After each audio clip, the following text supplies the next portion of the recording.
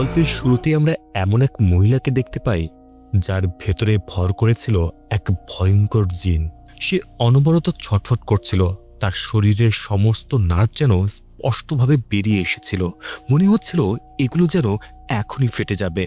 সে যে ভীষণ কষ্টে ছিল সেটা পরিষ্কার বোঝা যাচ্ছিল, আর বারবার শুধু একটা কথাই বলছিল, মা, আমাকে ক্ষমা করে দাও। কিন্তু এই অবস্থায় সে তার মায়ের কাছে কেন ক্ষমা চাচ্ছিল? আর শেষ পর্যন্ত তার এই অবস্থা হলো কিভাবে?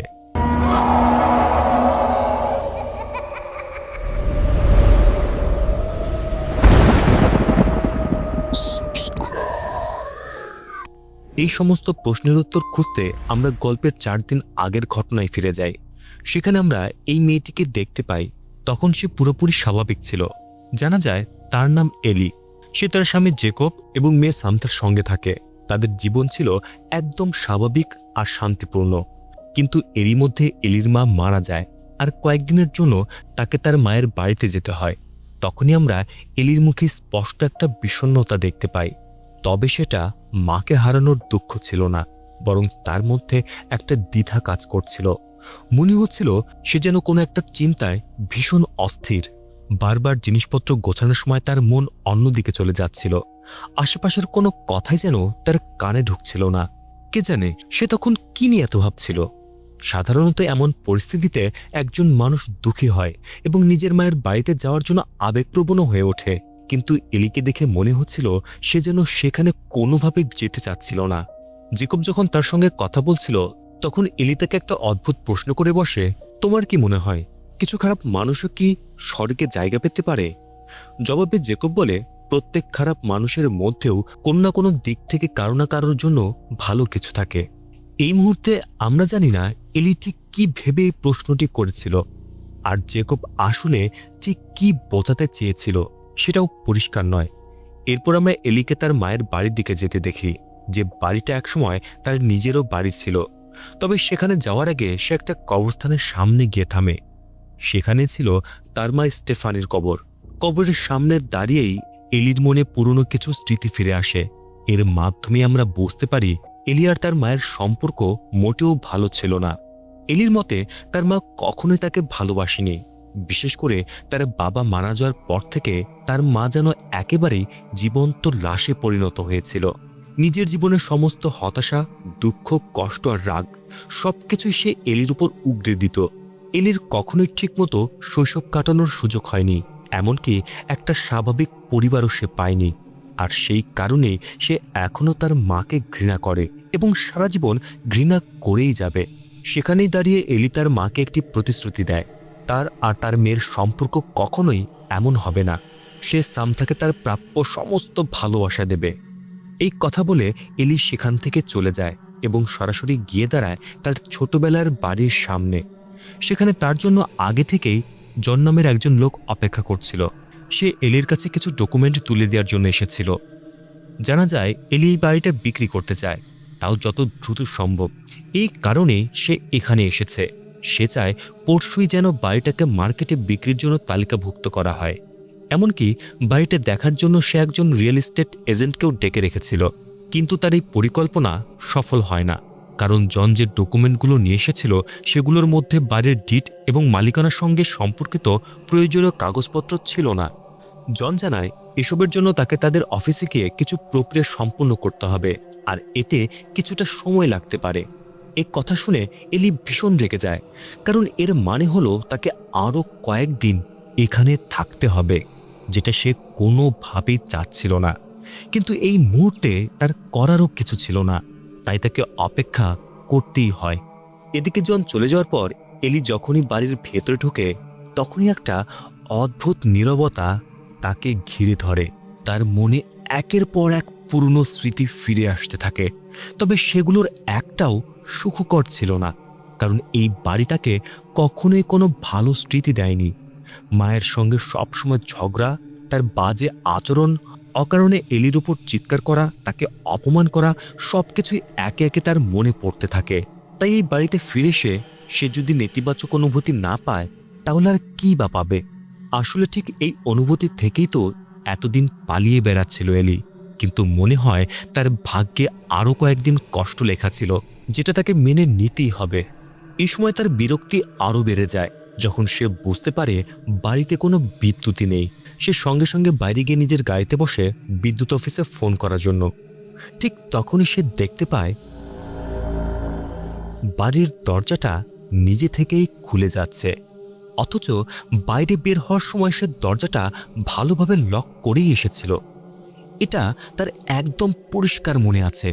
এজন্য সে বিষয়টি পরীক্ষা করতে আবার বাড়ির ভেতরে ঢোকে। এবার গিয়ে দেখে বাড়ির সব লাইট জ্বলছে, সবকিছু ঠিকঠাক কাজ করছে। এলি কিছুই বুঝতে পারে না।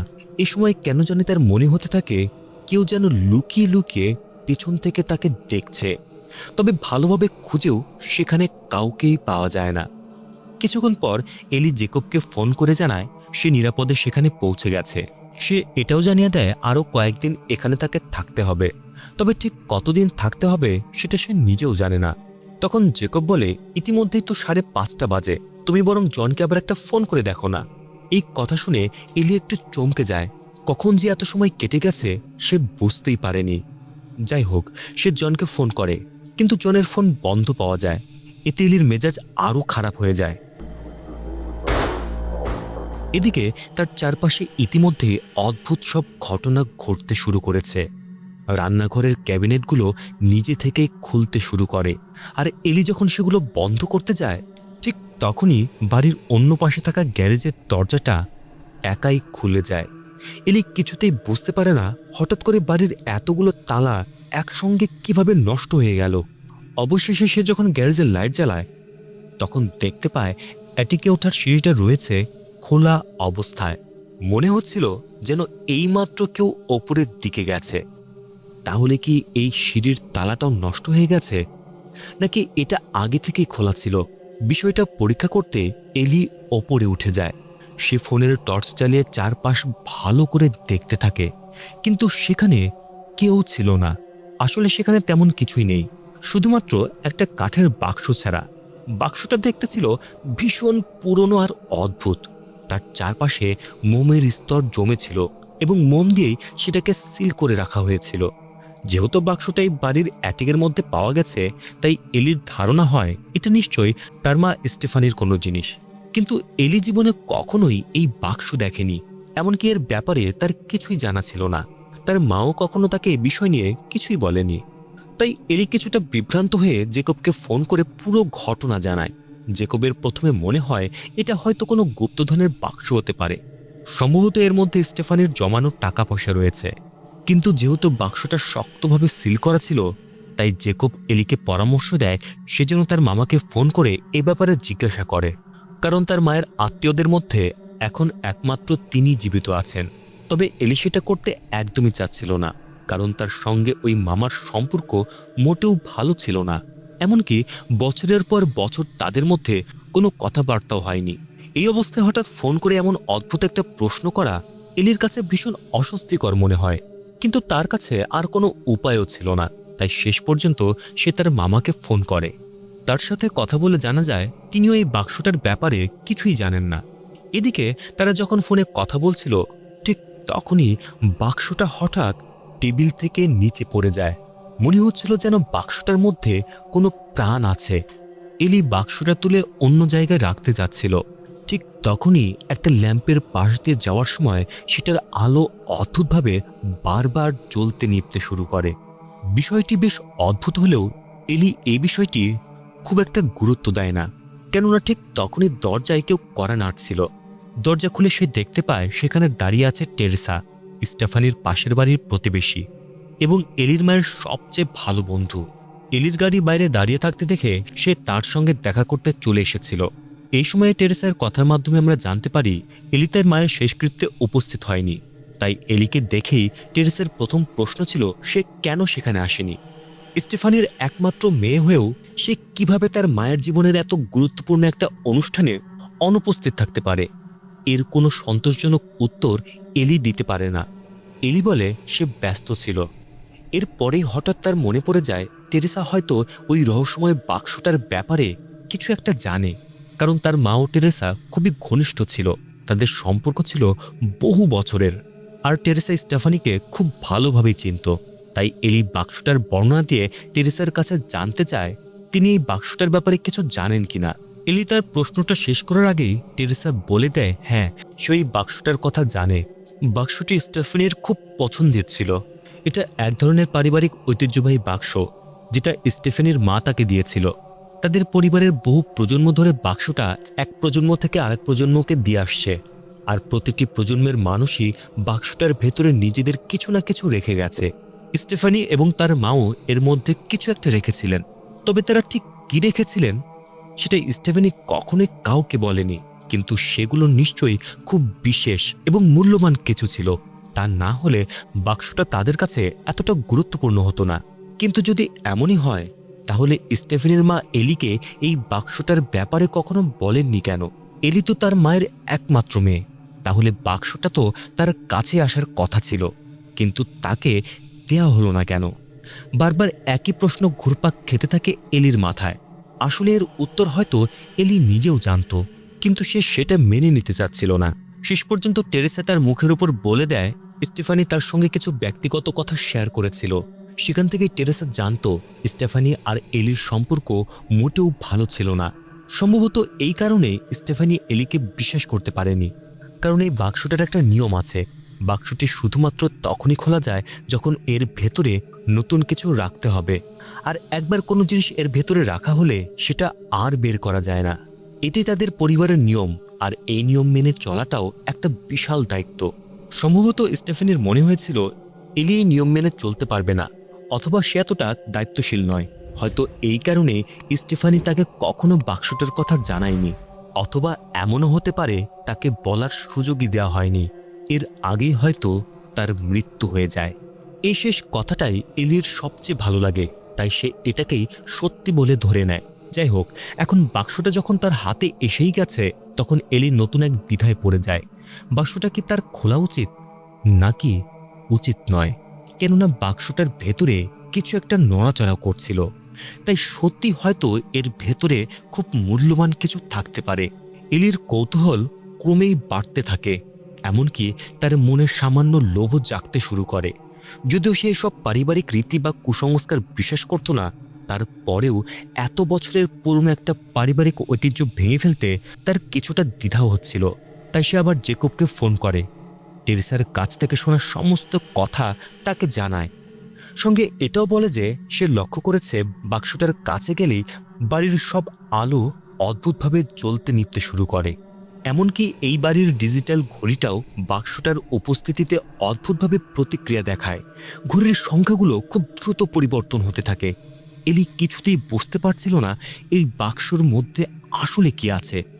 এর সঙ্গে এমন অদ্ভুত সব ঘটনা ঘটছেই বা কেন? তাই সে জেকবের কাছে পরামর্শ চায় তার এখন কি করা উচিত। এই সব কিছু শোনার পর জেকব নিজেও দ্বিধায় পড়ে যায়। সে এলিকে শান্তভাবে পরিস্থিতি সামলাতে বলে, তাড়াহুড়ো করে কোনো সিদ্ধান্ত নেওয়া ঠিক হবে না। ততক্ষণে রাত অনেক হয়ে গিয়েছিল, তাই ঠিক হয় পরদিন সকালে তারা দুজন মিলে বিষয়টা নিয়ে আলোচনা করবে। কিন্তু এই বিষয়গুলোর জন্য এলি সারা রাত ঘুমোতে পারে না। বাক্সটার ভেতরে কোনো এক অদৃশ্য শক্তি যেন তাকে নিজের দিকে টানছিল। রাতে বারবার ঘুম ভেঙে সে বাক্সটার দিকে তাকায়, তারপর আবার ঘুমানোর চেষ্টা করে। কিন্তু একসময় তার আর সহ্য হয় না। সে রান্নাঘর থেকে একটা ছুরি নিয়ে আসে, তারপর অনেক কষ্টে বাক্সটার ওপর লাগানো সমস্ত মোম সরিয়ে অবশেষে সেটি খুলেই ফেলে। এরপর বাক্সটির ভিতরে যা ছিল সেটা দেখে এলি পুরোপুরি অবাক হয়ে যায়। সে যেমনটা ভেবেছিল ভেতরে তেমন কিছুই ছিল না, কোনো মূল্যবান জিনিসও ছিল না। ছিল মাত্র অদ্ভুত তিনটি জিনিস: এক টুকরো কাগজ যার উপর হিব্রু ভাষায় কিছু লেখা ছিল, একগুচ্ছ সাদা চুল, আরেকটি শুকিয়ে যাওয়া ফুল। কিন্তু এই জিনিসগুলোই বা কি, যেগুলো তাদের পরিবারে এত প্রজন্ম ধরে এক প্রজন্ম থেকে আরেক প্রজন্মের কাছে দিয়ে আসা হচ্ছে? আর কেনই বা এগুলো এত গুরুত্বপূর্ণ?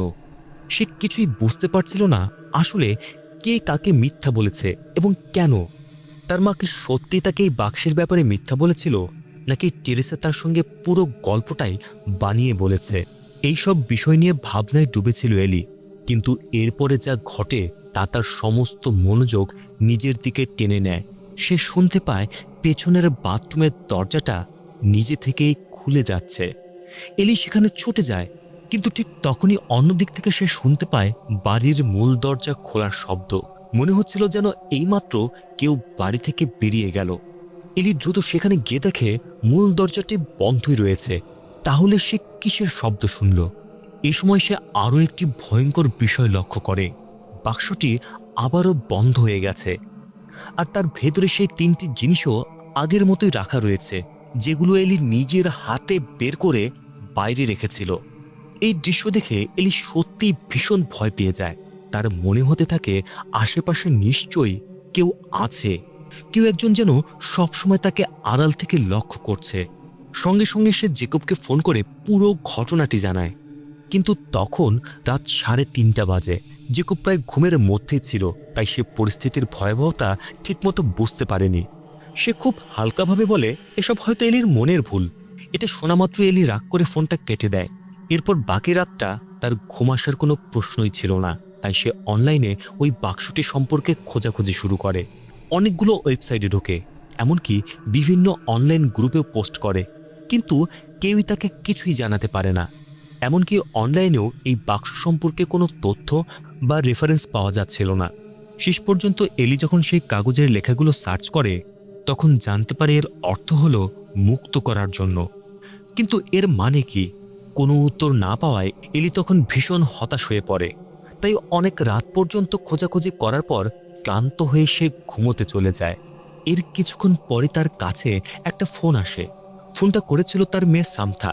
এলির মনে হয় হয়তো সামথা তাকে মিস করছে। কিন্তু কিছুক্ষণ কথা বলার পরে এলি বুঝতে পারে তার মেয়ে খুবই অদ্ভুত কিছু কথা বলছে।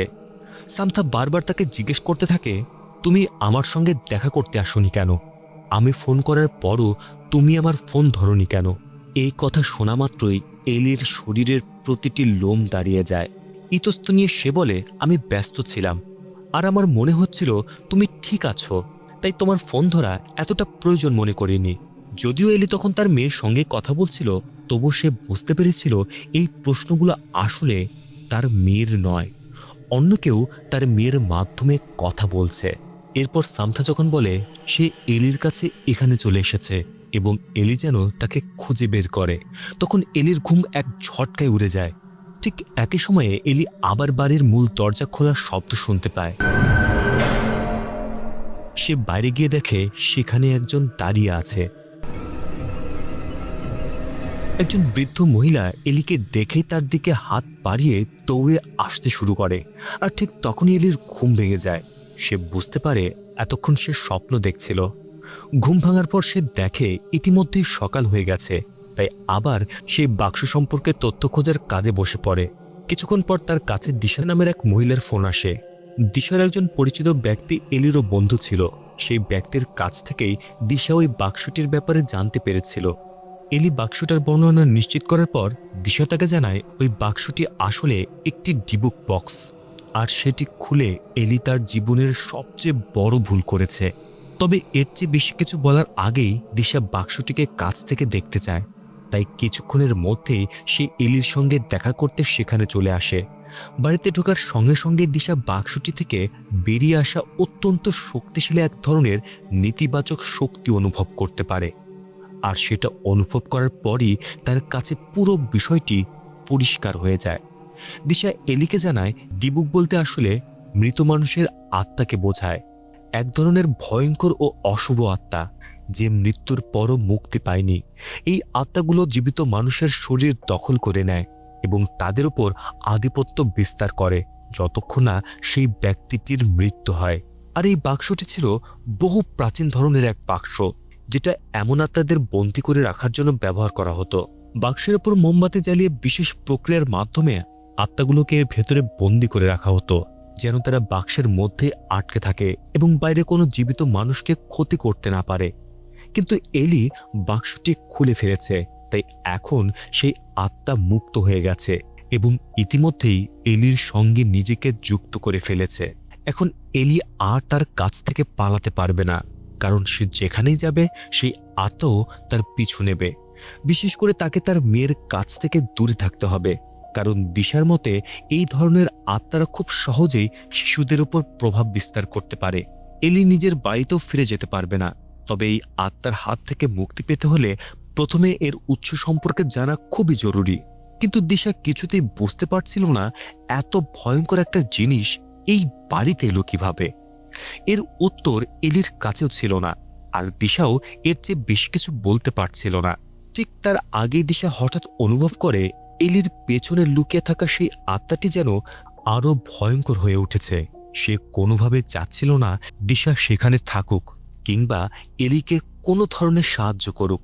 এটা দেখে দিশা এতটাই ভয় পেয়ে যায় যে সে সঙ্গে সঙ্গে সেখান থেকে পালিয়ে যায়। এলিকে কোনো সমাধান না জানিয়ে সে বেরিয়ে যায়, আর দিশা চলে যাওয়ার পরই এলির নাক দিয়ে রক্ত পড়তে শুরু করে। এমনকি তার একটা দাঁতও ভেঙে গিয়ে তার হাতে চলে আসে। হঠাৎ করে এলি ভীষণ দুর্বল অনুভব করতে শুরু করে। এর উপর বাড়ির মধ্যে অদৃশ্য কারোর উপস্থিতিও তাকে ক্রমাগত ভয় দেখাতে থাকে। মনে হচ্ছিল কেউ যেন তাকে ভয় দেখিয়ে মজা পাচ্ছে। ঠিক তখনই দরজায় আবার টেরেসা এসে কড়া নাড়ে এবং আবারও এলিকে একই প্রশ্ন করে সে তার মায়ের শেষকৃত্যে কেন আসেনি।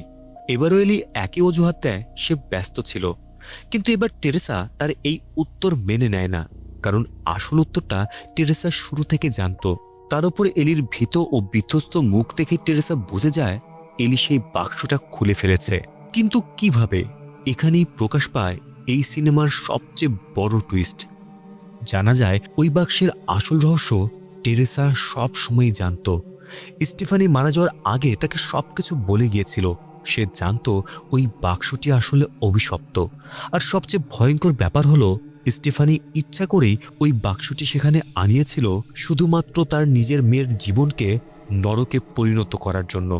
এমনকি স্টিফানি টেরেসাকে বলেছিল এলিকে যেন সেই গল্পটি শোনানো হয়, যেন বাক্সটির ভেতরে কি আছে সেটি জানার জন্য লোভী এলি শেষ পর্যন্ত নিজেই নিজের হাতে বাক্সটি খুলে ফেলে।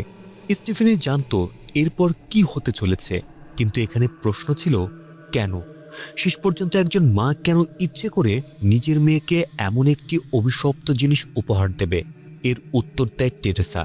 এলি যখন প্রায় 1 মাস আগে জানতে পারে যে তার মায়ের কিডনি নষ্ট হয়ে গেছে, তখন সে প্রতিদিন নিয়ম করে মাকে দেখতে যেতে শুরু করেছিল, যেটা সে আগে কখনোই করত না। প্রথমে স্টিফানি ভীষণ অবাক হয়েছিল, হঠাৎ করে তার মেয়ের কি হলো? তার প্রতি এত ভালোবাসা হঠাৎ কোথা থেকে এলো? বিষয়টি দেখে তিনি খুশিও হয়েছিলেন। ভেবেছিলেন হয়তো তাকে অসুস্থ অবস্থায় দেখে মেয়ের মনে মায়ের প্রতি মমতা জেগে উঠেছে। কিন্তু আসল সত্যটা বুঝতে স্টিফেনির অনেক দেরি হয়ে যায়।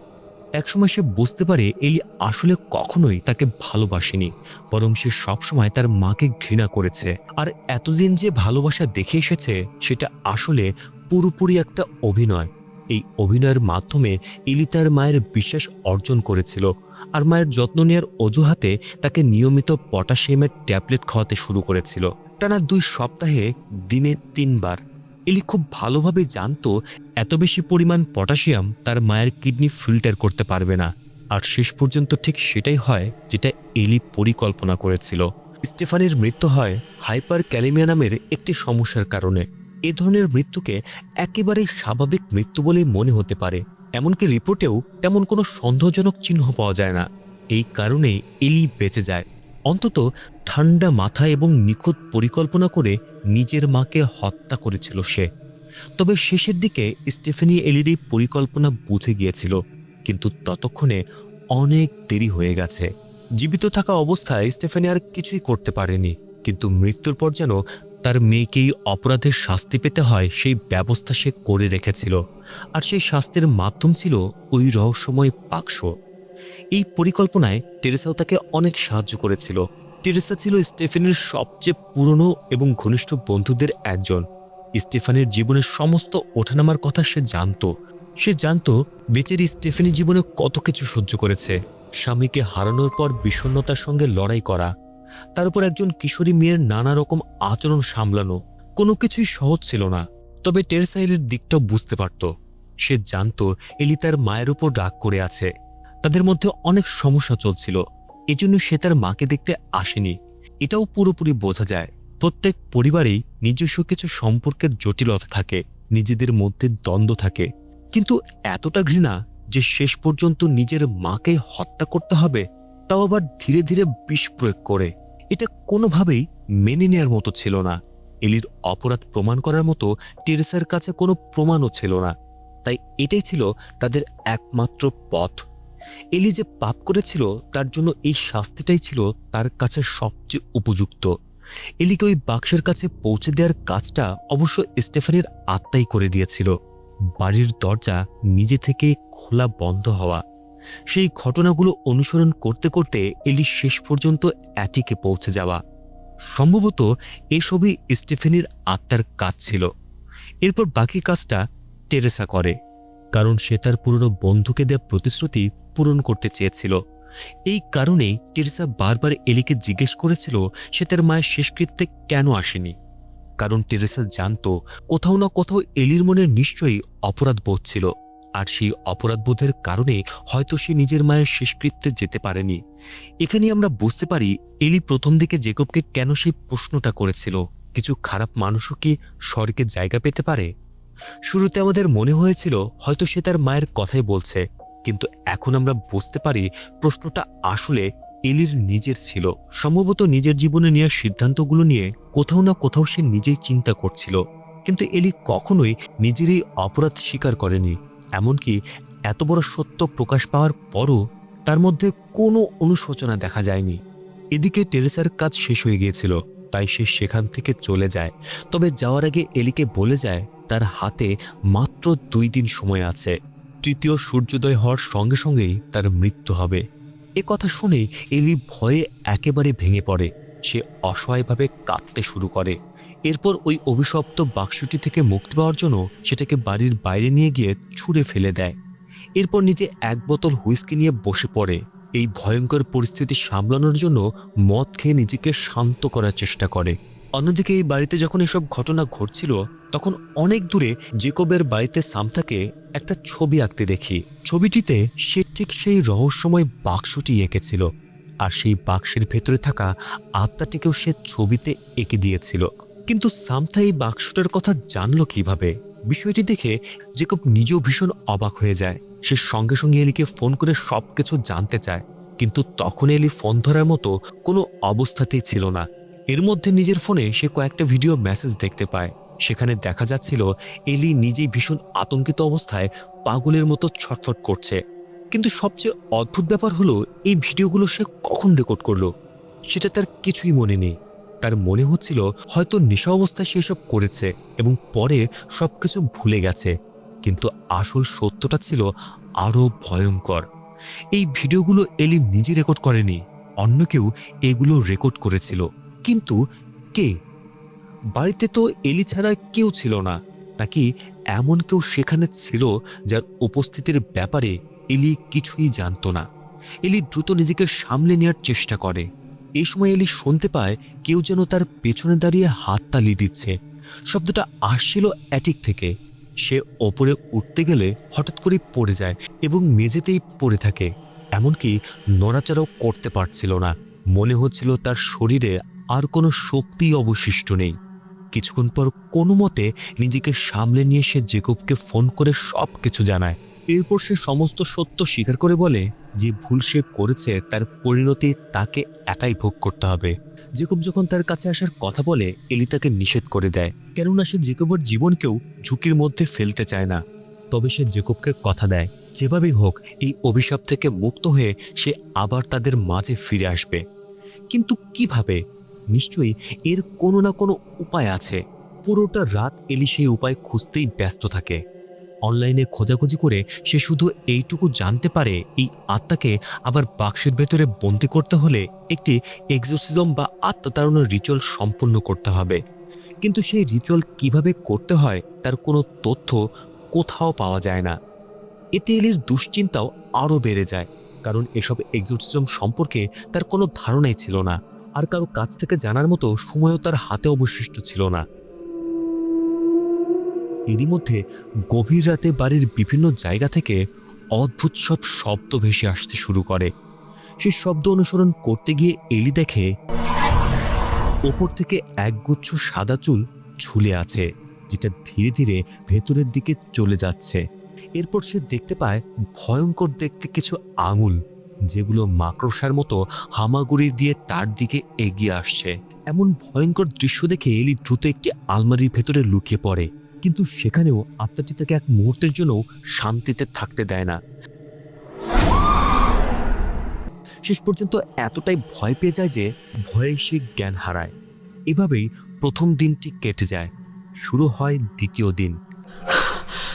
ঘুম ভাঙার পর এলি নিজেকে ড্রয়িং রুমে দেখতে পায়, আর তার সামনেই পড়েছিল সেই অভিশপ্ত বাক্স। অর্থাৎ বাক্সটি আবার নিজে থেকেই ফিরে এসেছে। এদিকে তার শারীরিক অবস্থাও ভয়াবহ রকমের খারাপ হয়ে গিয়েছিল। এলি এখন রক্তবমি করতে শুরু করেছে। রক্তের সঙ্গে তার মুখ দিয়ে বেরিয়ে আসতে থাকে একগুচ্ছ সাদা চুল। এখন দিনের আলোতেও সেই আত্মা তার পিছু ছাড়ছিল না। ছায়ার মতো সারাক্ষণ এলির সঙ্গেই লেগেছিল। এমন সময় জন বাড়ির কাগজপত্র নিয়ে সেখানে আসে। এলি দরজা খুলে তাকে ভেতরে ঢুকতে দেয়, কিন্তু জন বুঝতে পারে এলির শরীর খুবই খারাপ। এরই মধ্যে এলির হ্যালোসিনেশন শুরু হয়ে যায়। কাগজে সই করার সময় হঠাৎ তার মনে হয় সে নিজের নখ দিয়ে জনের চোখ উপড়ে ফেলছে। দৃশ্যটি এতটাই ভয়ঙ্কর ছিল যে এলি নিজেই আতঙ্কিত হয়ে পড়ে। তখনই সে বুঝতে পারে আত্মাটি ধীরে ধীরে তার উপর সম্পূর্ণ নিয়ন্ত্রণ নেওয়ার চেষ্টা করছে। তাই সে দ্রুত কাজ শেষ করে জনকে বাড়ি থেকে বের করে দেয়। জন চলে যাওয়ার পর এলি যেন এক ধরনের ঘোরের মধ্যে চলে যায়। বাকি দিনটা সে কি করছে বা কিভাবে কাটিয়েছে তার কিছুই আর মনে থাকে না। এই বাড়িতে আসার পর গত 2 দিন ধরে সে কিছুই খায়নি, এমনকি তার ক্ষুধাও লাগছিল না। তবে প্রচণ্ড তৃষ্ণা পাচ্ছিল। সে বারবার অনেক পানি পান করছিল। সেদিন সন্ধ্যায় হঠাৎ সুইমিং পুলের পানিতে সে নিজের মায়ের আত্মাকে দেখতে পায়। ভয়ে তার হাত থেকে কাচের গ্লাস পড়ে যায়, আর সেই ভাঙা কাচের উপর পা পড়তে সে দেখতে পায় পায়ের ক্ষত থেকেও বেরিয়ে আসছে একগুচ্ছ সাদা চুল। এবার এটা তার কোনো কল্পনা ছিল না। আত্মাটি ধীরে ধীরে তার পুরো শরীর দখল করে নিচ্ছিল। শারীরিক অবস্থা অবনতি হওয়ায় সেদিন রাতে এলি তাড়াতাড়ি ঘুমিয়ে পড়ার চেষ্টা করে। সে ভাবছিল কোনোভাবে শুধু আজকের রাতটা পার করে দিতে পারলেই হয়তো বেঁচে যাবে। তৃতীয় সূর্যোদয় পর্যন্ত যদি সে টিকে থাকতে পারে তাহলে হয়তো সব শেষ হয়ে যাবে। কিন্তু এই কয়েক ঘন্টাই তার জীবনের সবচেয়ে কঠিন সময় হয়ে ওঠে। সে ঘুমাতে গেলেই তার মায়ের আত্মা তাকে ঘুমোতে দেয় না। কখনো তার বুকের ওপরে চেপে বসে, আবার কখনো বাড়ির বিভিন্ন দরজা বন্ধ করে তাকে ভয় দেখাতে থাকে। শেষ পর্যন্ত ভয়ে এলি নিজেই সেই বাক্সের ওপর মোমবাতি জ্বালিয়ে আত্মাটিকে অনুরোধ করতে থাকে যেন তাকে ছেড়ে দেয়। বাক্সটির গায়ে আগে থেকেই অনেক মোম জমেছিল, তাই তার মনে হচ্ছিল হয়তো এভাবে আত্মাটিকে আবার বন্দি করা সম্ভব। এরপর সে বাক্সটিকে আগুনে পুড়িয়ে ফেলারও চেষ্টা করে, কিন্তু সেটাই তার সবচেয়ে বড় ভুল হয়ে যায়। কারণ বাক্সটির কিছুই হয় না, বরং আগুন ধরে যায় এলির নিজের শরীরে।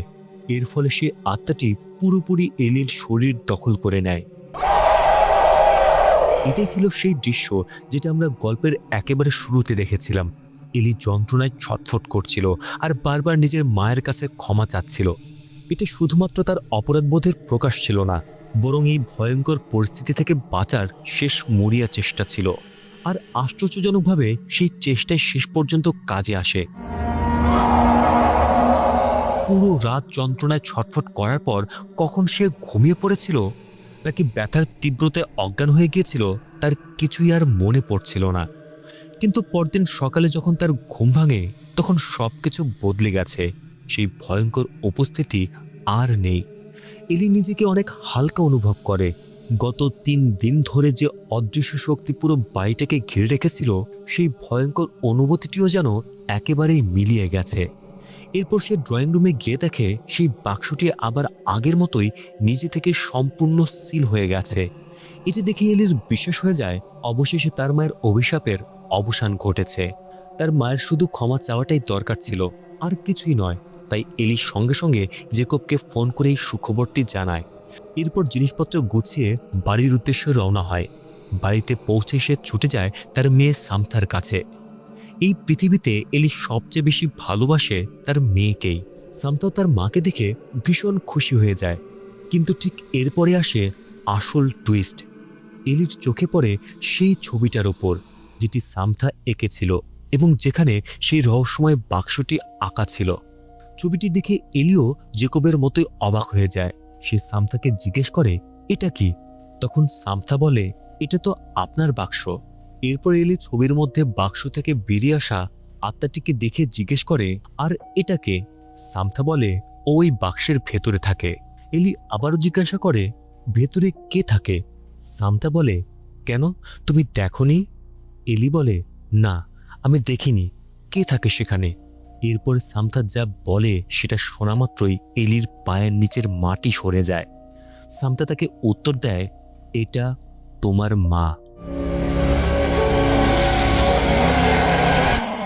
গল্পটি কেমন লাগলো তা কমেন্টে জানাতে ভুলবেন না কিন্তু। আর এমন আরও গল্প জানতে চাইলে চ্যানেলটি অবশ্যই সাবস্ক্রাইব করে রাখবেন। দেখা হবে পরের ভিডিওতে।